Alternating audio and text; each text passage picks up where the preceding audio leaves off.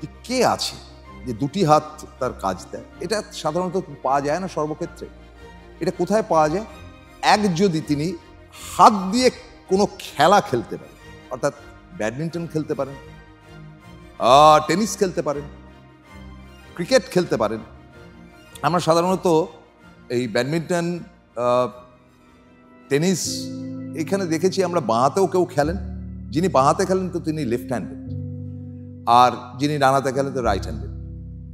তো এইরকম রয়েছে। ক্রিকেটের ক্ষেত্রে আমরা কিন্তু দেখেছি ডানহাতি এবং বাঁহাতি দুটি কিন্তু দলের মধ্যে থাকেই, মানে সব দলের মধ্যেই ডানহাতি খেলোয়াড়ও রয়েছে, বাঁহাতি খেলোয়াড়ও রয়েছে। তো যেমন জয়সওয়াল এখন ভারতীয় ক্রিকেট দলের ওপেনার, বাঁহাতে ব্যাট করেন। ভারতবর্ষে এমন একজন ক্রিকেটার এসেছিলেন যিনি ভারতবর্ষ কেন বিশ্বের তার আমলে সর্বশ্রেষ্ঠ ছিলেন, এবং শুধু শ্রেষ্ঠই নয়, তিনি সবচাইতে বেশি টেস্টে সেঞ্চুরি করেছেন এবং টেস্ট ওয়ানডে মিলিয়ে সবচাইতে বেশি সেঞ্চুরি তার কাছে।